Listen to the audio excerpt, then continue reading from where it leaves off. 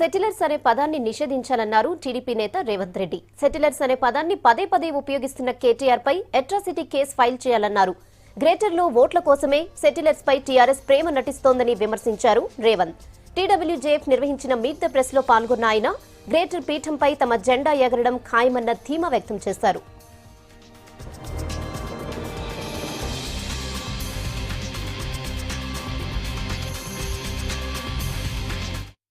ఎవరన్నా వచ్చి కలిస్తే ఇది సందర్భం కాకపోయినా గుర్తు చేయక తప్పదు. సానియా మిర్జా గారికి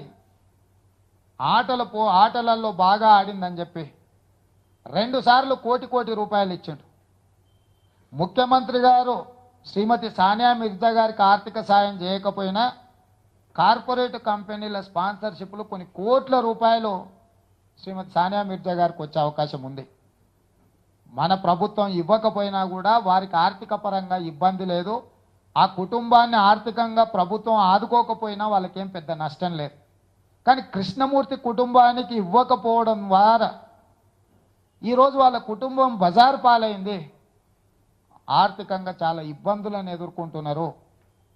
అక్కడి కార్మికులు రూపాయి జమ చేసుకొని ఆ కుటుంబానికి 5 లక్షల రూపాయల ఆర్థిక సహాయాన్ని అందించింది ఏపీజన్ తెలంగాణ జెన్కోకు సంబంధించిన ట్రాన్స్కోకు సంబంధించిన ఉద్యోగస్తులు అక్కడ ఉండే కార్మికులు.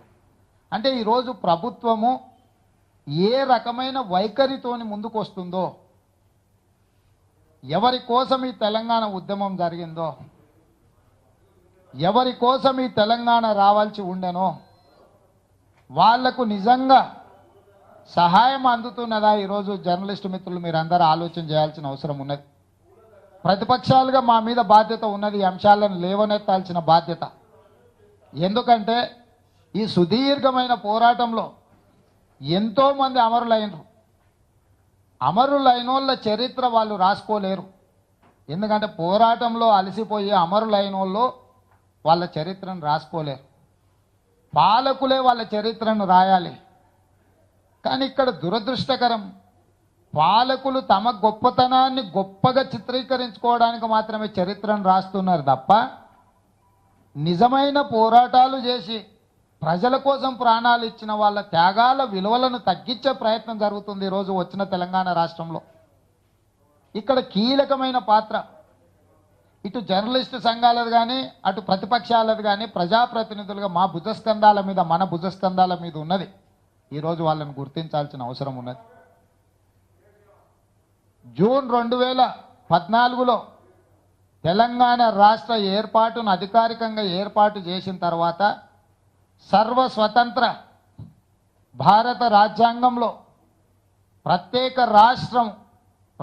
రాష్ట్ర పాలన ఏర్పాటు జరిగింది. గతంలో తప్పిదాలను సరిదిద్దుకుంటూ భవిష్యత్తు వైపు అడుగులు వేయాల్సిన బాధ్యత మన ప్రతి ఒక్కరి మీద ఉన్నది. గతంలో అయిన గాయాలను కూడా మనం పరిగణలోకి తీసుకోవాల్సిన అవసరం ఉన్నది. కానీ ఈరోజు రాష్ట్రంలో సరే భిన్నాభిప్రాయాలు ఉండొచ్చు, భేదాభిప్రాయాలు కూడా ఉండొచ్చు. కానీ ఒక అంశంలో అందరికీ ఏకాభిప్రాయం ఉంది. మొదటి ఉద్యమంలో 369 మంది చనిపోయినరని, మలి ఉద్యమంలో 1200 మంది చనిపోయినరని చెప్పి మన రాష్ట్ర ముఖ్యమంత్రి గారు మొట్టమొదటి శాసనసభ సమావేశంలో ఏకగ్రీవ తీర్మానాన్ని ప్రవేశపెడితే పార్టీలకు అతీతంగా మేమందరం కూడా ఆ కుటుంబాలను ఆదుకోవడానికి సంతాప తీర్మానాన్ని ఆమోదించడమే కాకుండా ప్రతి కుటుంబానికి 10 లక్షల రూపాయలు ఇవ్వాలి, 5 ఎకరాల వ్యవసాయ భూమిని ఇవ్వాలి, అర్హులైన వాళ్ళకు ఉద్యోగం ఇవ్వాలి, ఉండడానికి ఇల్లు కట్టివ్వాలని చెప్పి అదే సభలో మేమందరం ఏకగ్రీవంగా తీర్మానం చేసినాం. కానీ 20 నెలలు అయింది. 20 నెలలు అయినా కూడా ఈరోజు వరకు రాష్ట్ర ప్రభుత్వము 520 మందికి మాత్రమే కేవలం 10 లక్షల రూపాయలను ఇవ్వడం జరిగింది. అందులో కూడా 12 మందికి ఇచ్చిన చెక్కులు బౌన్స్ అయినాయి. ఇదేం వడ్డీ వ్యాపారం కాదు. లేకపోతే వడ్డీ వ్యాపారి దగ్గర మనం అప్పు తెచ్చుకొని పూచీకత్తు మీద ఇచ్చిన చెక్కులు కావు.